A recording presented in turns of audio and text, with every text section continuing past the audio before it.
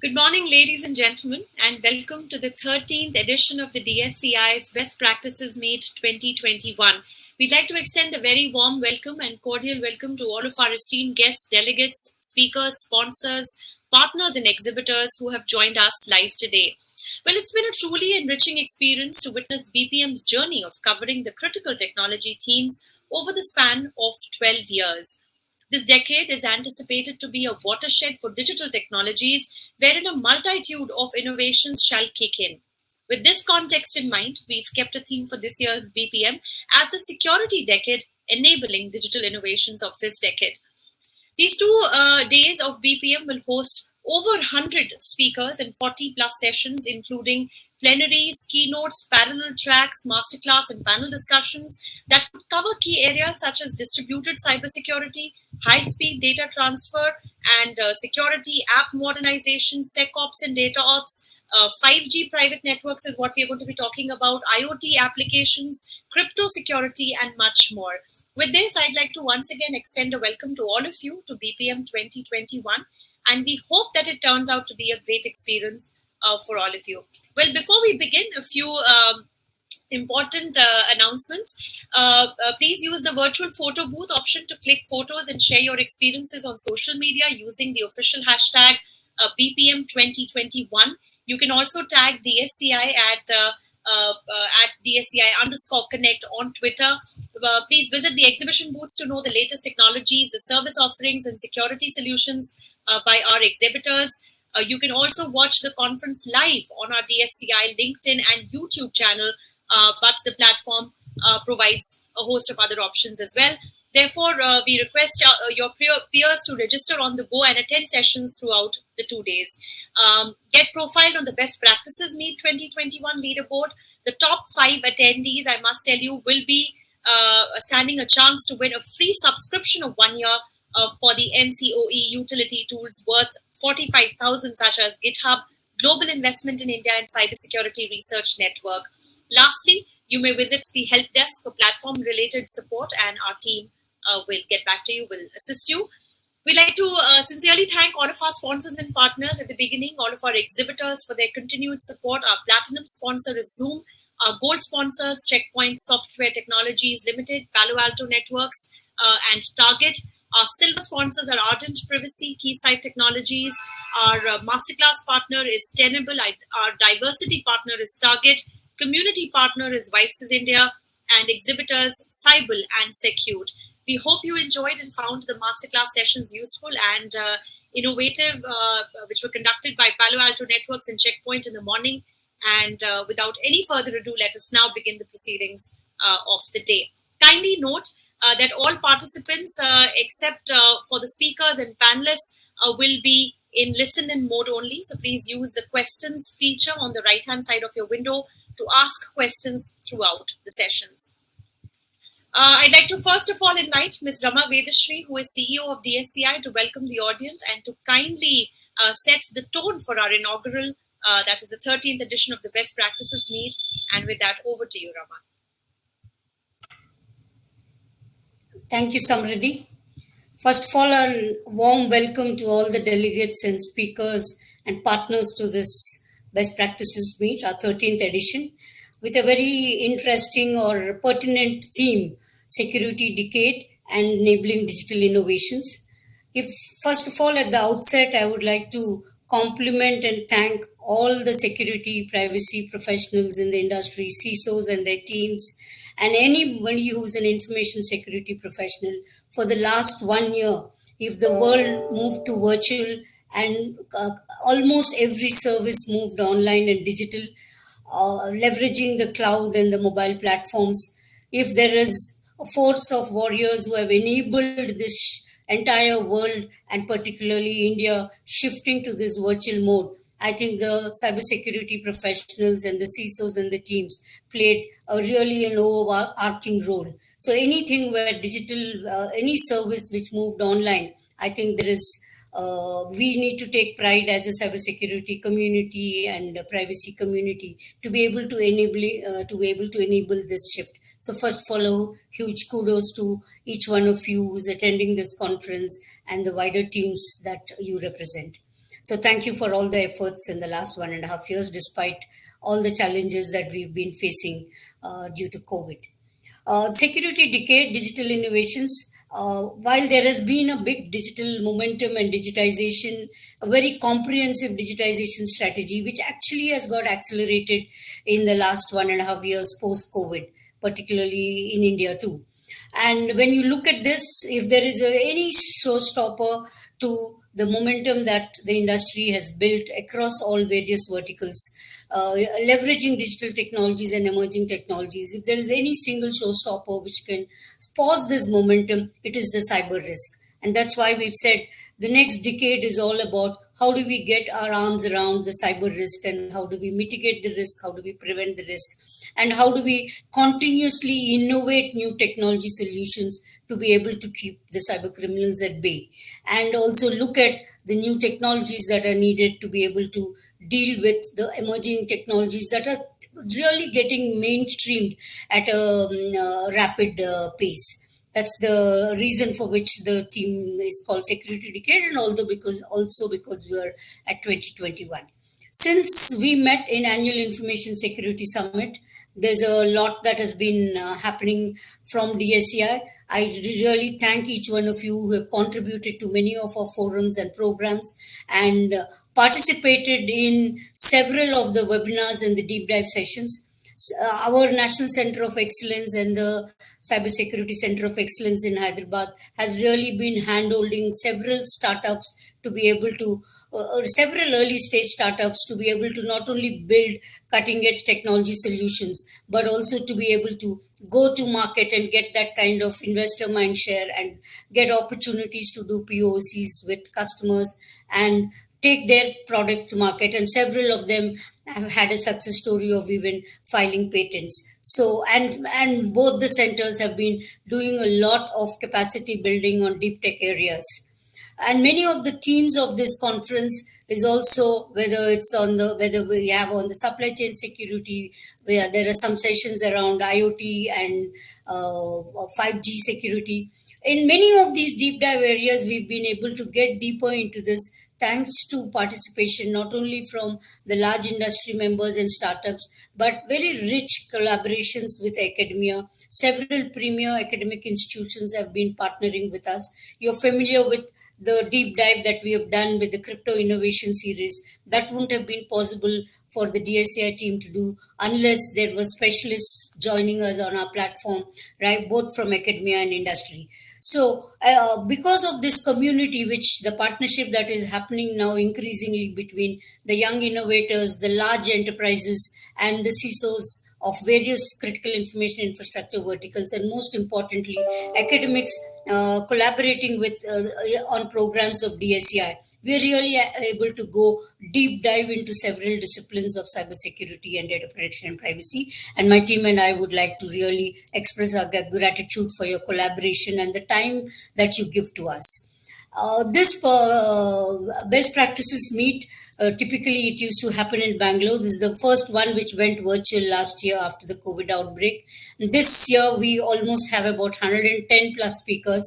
And particularly for me as a lady, it's very heartwarming to hear that more than 30 or close to 33 women leaders from cybersecurity, privacy, and several deep tech areas from academia are actually coming as speakers and being able to share their knowledge and insights with the audience at DSCI. So those Women in Security has been one of our initiatives. A flagship program like Cyber Siksha has been really getting a lot of traction in the last years, getting women professionals from several tier 2, tier 3 cities and training them in cyber and getting them into the workforce so that we see more women talent coming into cyber.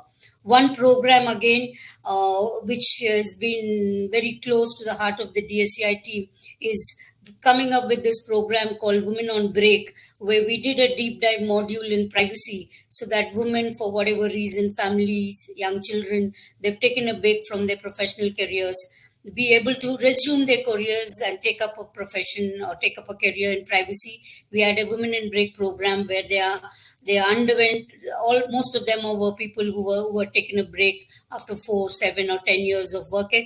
They underwent this program, and many of them have got placed, and we are extremely pleased about this support from the industry, where many of these young women professionals are able to resume their careers.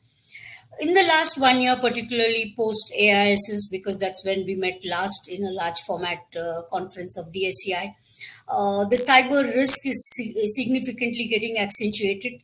While critical information infrastructures sectors were always under attack, what we are beginning to see now is healthcare and pharma sectors being targets of a lot of cyber attacks, and particularly ransomware and ransomware as service. There are several sessions in this conference which is really putting a lot of focus around the menace of ransomware and how do we as information security professionals deal with that. And the phishing campaigns to target gullible users, end users, and citizens who are probably going online for the first time, that's continuing to go. But the biggest problem that large enterprises and our industry members are facing is the new facets of supply chain security. We've always seen supply chain security from a perspective of hardware, software, products having those vulnerabilities, and there could be some challenges when you integrate them with your enterprise networks. But increasingly, we are beginning to see that when we look at the supply chain risk, the services aspect of it, and service providers and services companies becoming targets to amplify the attack and amplify the breach across their target customer segments. So now when we look at supply chain security, it's not just the hardware, software products and devices, and we look at the entire digital ecosystem that plans the enterprise IT infrastructure. But increasingly, our industry members and the providers of cybersecurity are waking up to the challenge of services companies being targets for a breach, not to be able to just attack that company, but to be able to amplify the attack to the customers that they service.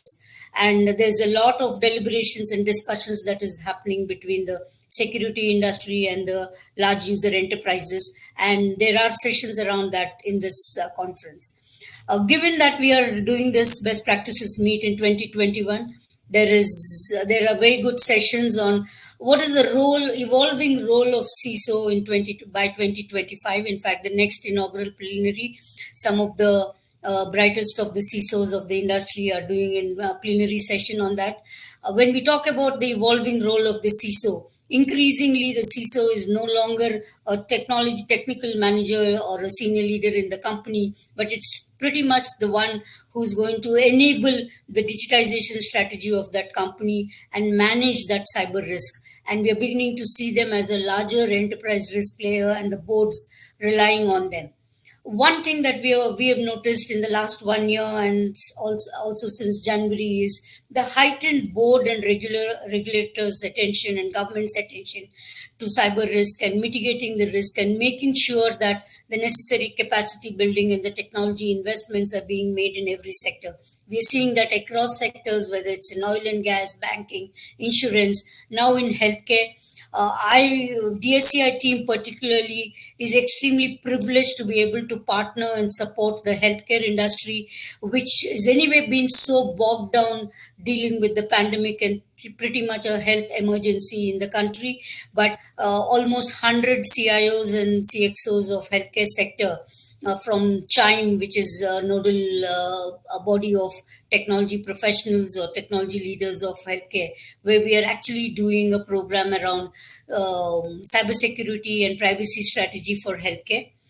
We are also going deeper in supporting the healthcare industry. Many of you all are familiar, privacy is extremely core to our charter, and we've had the DSCI privacy framework.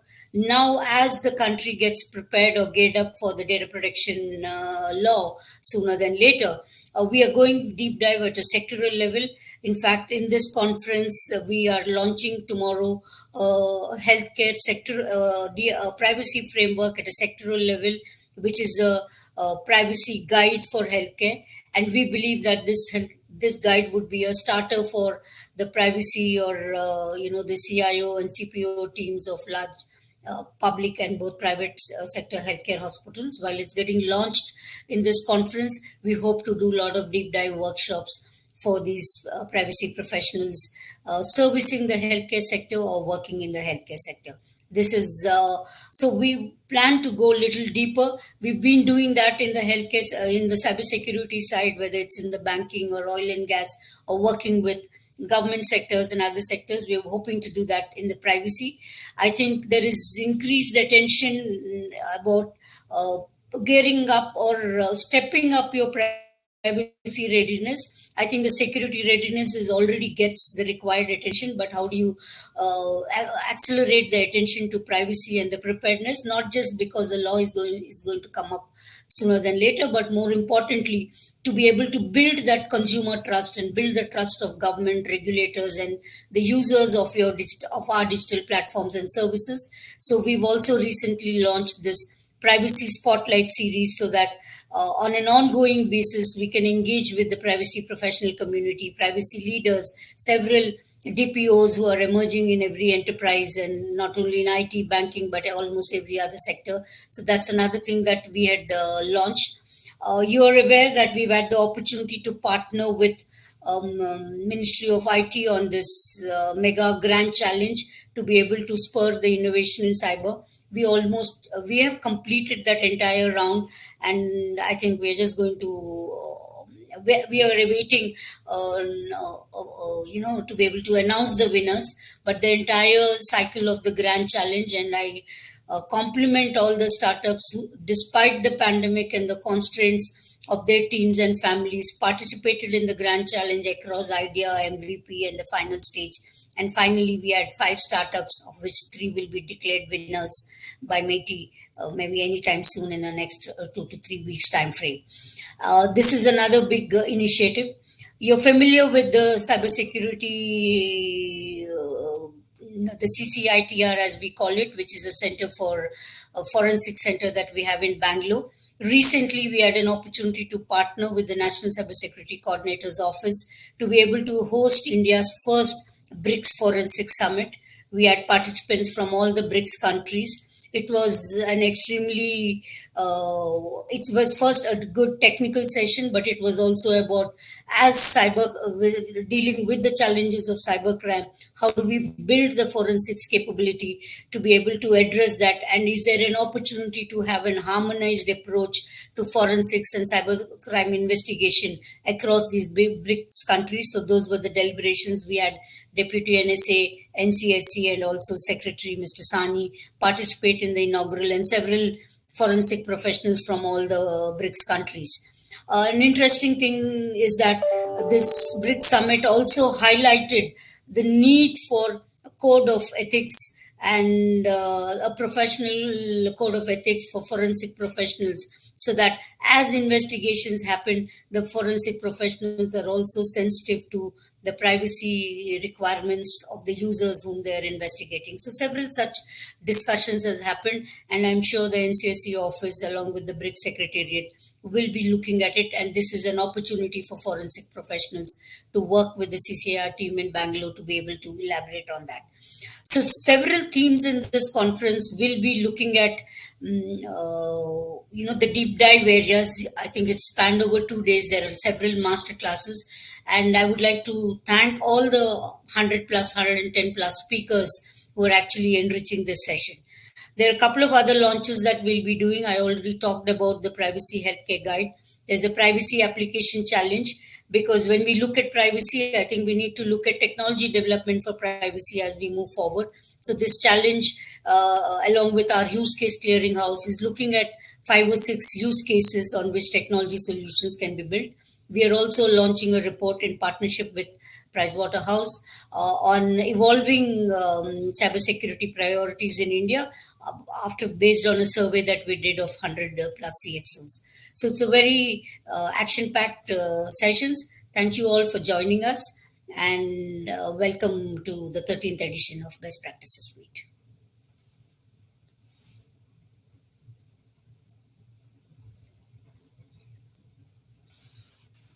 Well, thank you, Rama, for the warm inaugural address and setting the tone of the conference. We have the honor of having with us Shri Ajay Sahani now, who's the Honorable Secretary, Ministry of Electronics and Information Technology, Government of India. Shri Sahani belongs to the Indian Administrative Service, and in the Government of India, he's worked as the President and the CEO of the National E-Governance Division, which assists the Ministry of Electronics and Information Technology in the implementation of the National E-Governance Plan, and as the Additional Secretary in the Ministry of Petroleum and Natural Gas before his current role as Secretary Mighty. So we welcome you, sir, on our today's program, and without any further ado, may I request you to please deliver the inaugural address.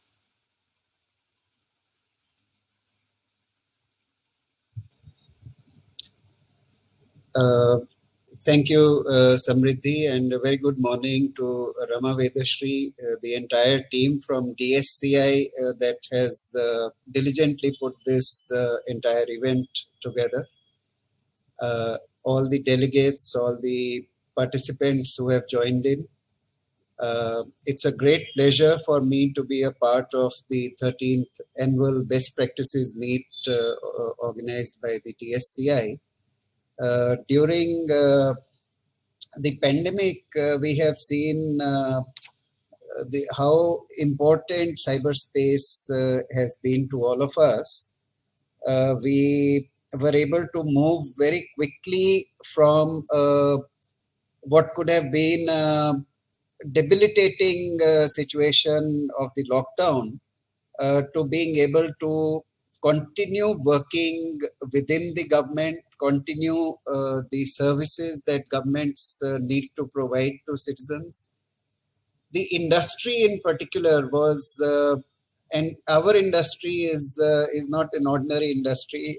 It has marquee clients from across the globe.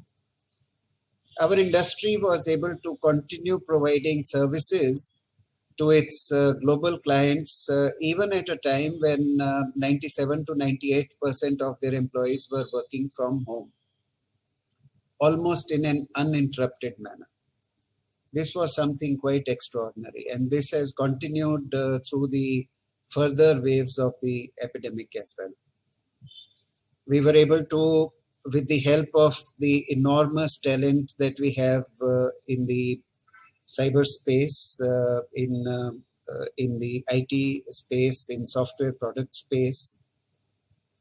We were also able to come up with Arogya Setu, an app that was done by volunteers that were basically working from their homes in a collaborative manner alongside the government. And this app, the contact tracing app, has gone on through this period to go to almost 20 crore downloads by this time. After that, we've had COVID making its contribution to the vaccination drive. There was a time when there were difficulties because of the non-availability of vaccine. But we have gone through all of that, and more than 50 crore doses of vaccine have been administered through this COVID app, whose source code is basically available on the on our open source platforms. And India has also offered this to a number of other countries that need to organize their vaccination in a similar confident manner. Not only are we able to offer the vaccination services, laying your hands on your vaccination certificate has become exceptionally easy. The moment your vaccine is administered through COVID or through Arogya Setu, you can also see your vaccination certificate. We do recognize one thing, that as we move from applications that used to impact thousands or lakhs of people to crores and now tens of crores of people, cybersecurity becomes paramount. it's extremely important that as we become more and more dependent on software systems, on hardware devices, on solutions that practically help us in every walk of our lives, that we also design and build the security elements into these applications.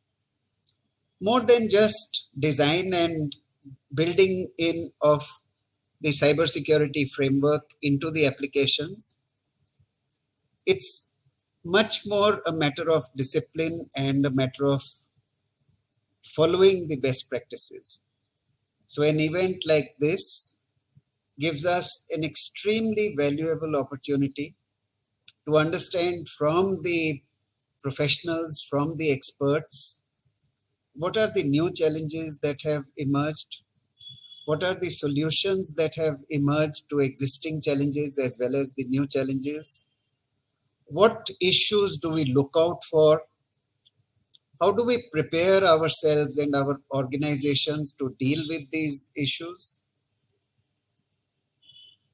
how do we learn from those that have actually faced difficulties or have warded off the difficulties on account of their preparedness.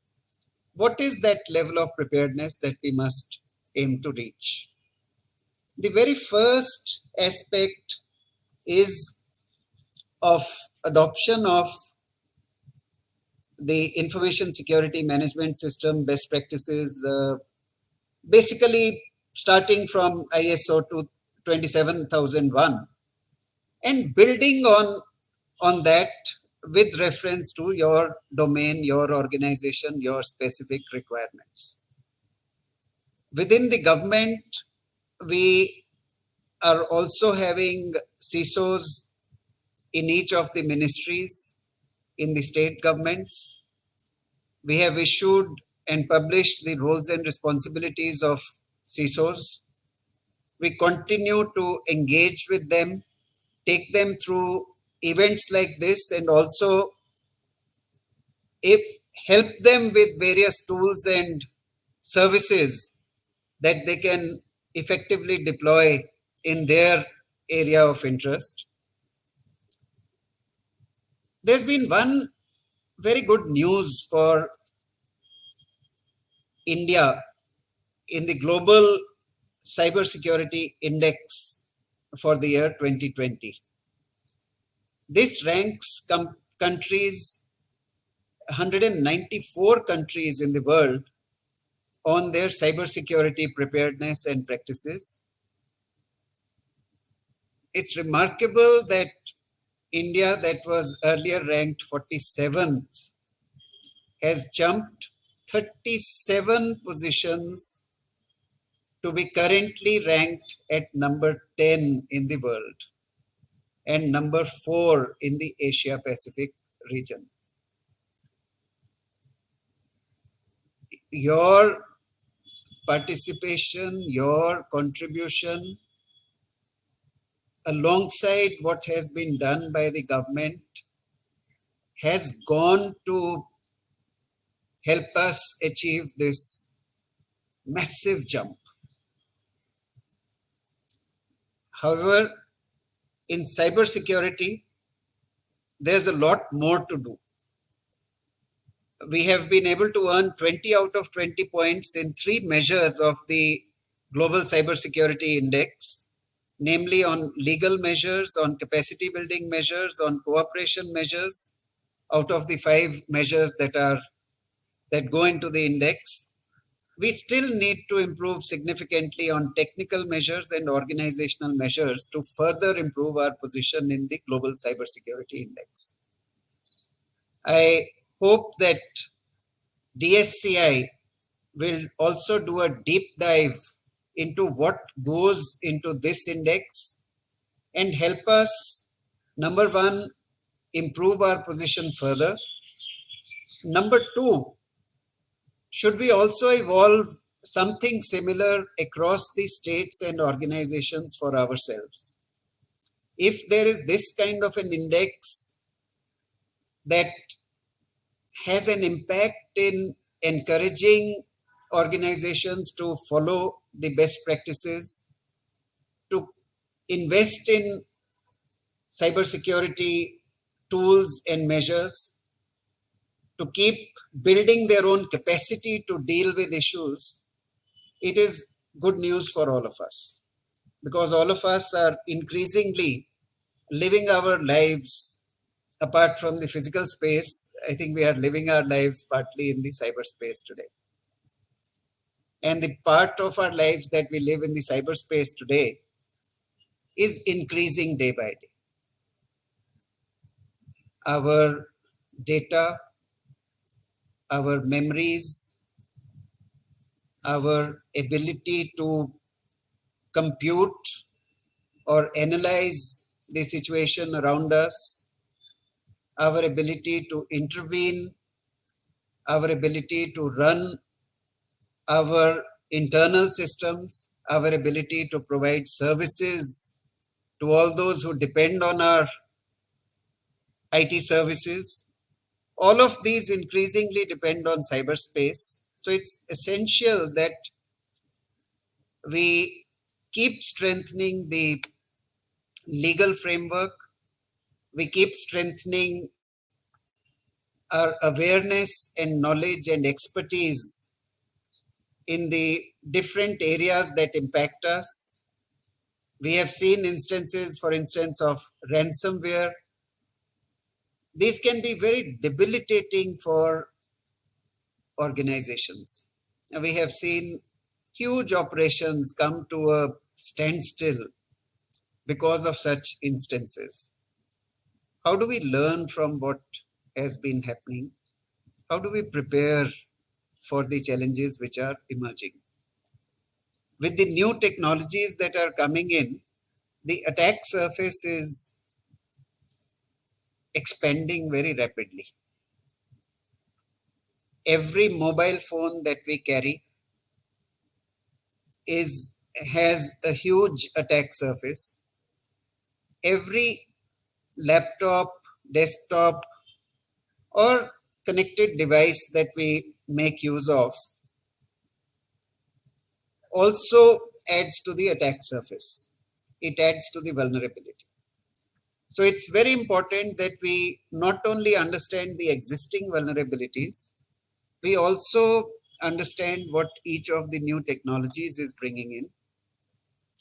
4G moving on to 5G, various aspects of artificial intelligence, and a little later, not right away, but sometime later, the quantum computing paradigm will bring in huge new challenges. The issues around encryption and breaking of encryption, the entire way that we organize ourselves, making use of encryption, sometimes shying away from encryption because we feel that some of the applications where we when we try to use encryption, the general feeling is that it slows us down or it slows down the system. How do we learn from the best where this can become a part of the design, this can be implemented without impacting the performance of our systems adversely? I think these are some of the points that I wanted to mention. We have, with the help of DSCI, we have run a grand challenge in cybersecurity. This is almost at its final stage now. Very shortly, I hope that we'll be able to announce the winners. Apart from the winners, a number of participants have sailed all this way along with us. I'm quite certain that not just the winners, but many of the participants will go on to make their mark, create a big name for themselves in the world of cybersecurity. India is the place where there is action. this is India's decade. One after the other, we are creating nationwide domain platforms. We are not just creating service applications, we are not just creating products, we are currently engaged in creating nationwide platforms. How is a platform different from the kind of applications and products that we used to focus on earlier? The very first thing that a platform does is that we move away from the concept of government providing its services to the citizens to a slightly different paradigm where government at the central, state, city, and local level, all of the governments join up in one platform in a seamless way,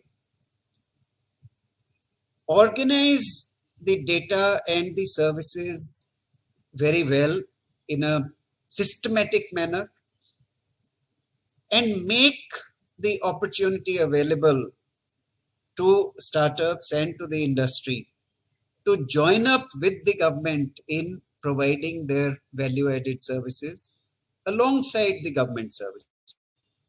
We have seen such a thing happen in case of Aadhaar. Aadhaar is our very first and flagship national public digital platform. It's not just the core database that matters. It is the ecosystem that we have been able to construct around that. An ecosystem of partners, partner organizations by various names that facilitate the use of, confident use of Aadhaar by banking, by telecom, by many, many other sectors. Our second national public digital platform has been UPI, constructed on top of the core banking system that had already been implemented in across banks in India. UPI is a relatively thin layer of APIs being pulled from core banking and making suitable APIs available to payment service providers. By constructing such a platform, it became possible for the modern payment service providers to cater to all of India in one stroke. So the best among them, the ones that had the finest technology, the ones that were able to do it at exceptionally low cost or no cost basis to the customers, the ones who were able to compete on features and functionality, convenience to the users, were able to grow at an exponential pace. And this is a perfect example of what a national public digital platform is able to do. Other platforms that we have been able to come up with include GSTN with its waybills system. Soon there will be an invoice matching system. On one side, it strengthens the taxation system of the country. On the other side, it also provides enormous amount of data which can potentially be leveraged to extend credit, easy credit to all the taxpayers whose, how many waybills they are generating, how much goods they are actually moving. That becomes evidence-based, and it's easy for financiers to lend to such entities. Similar efforts are now going on in the area of healthcare. I'm very happy to hear from Rama that you would be doing a deep dive into the cybersecurity practices required in healthcare. Similar work is now going on in education, in agriculture, in smart cities, and in many other domains. as we come up with these nationwide domain platforms, we will need much more of cybersecurity cover. We will need more professionals. We will need more solutions. We will need to keep pace with those that try to harm the system. We are very fortunate in India that we have abundant talent, and we bank on all of you to participate in this enormous effort.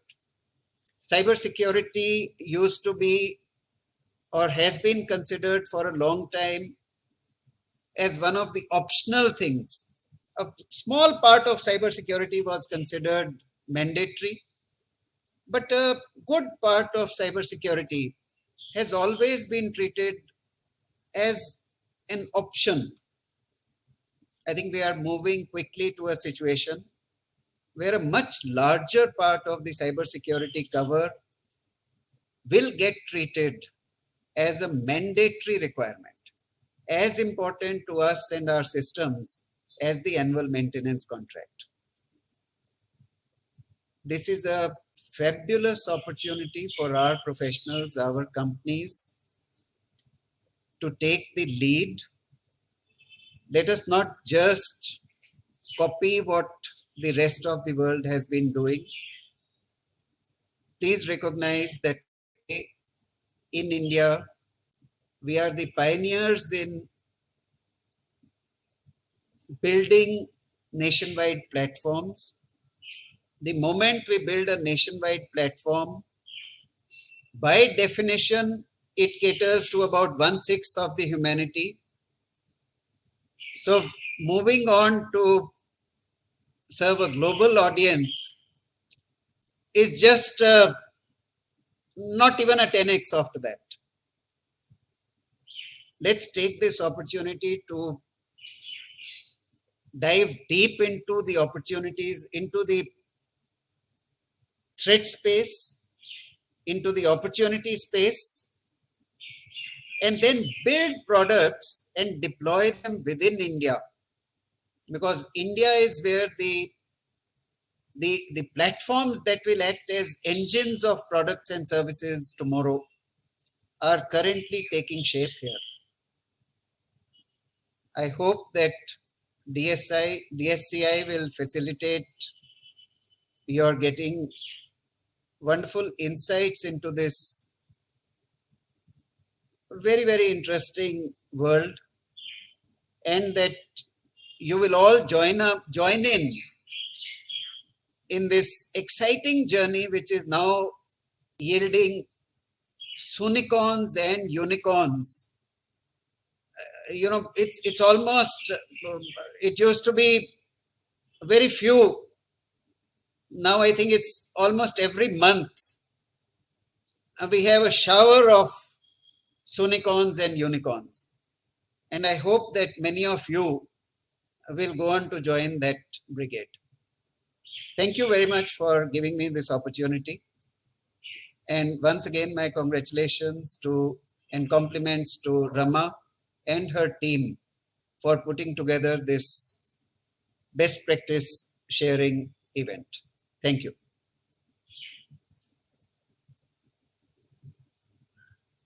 Thank you, sir, for those valuable insights, for that very comprehensive inaugural address. This has indeed set the right pace for our today's program, that we have planned for all of our viewers today.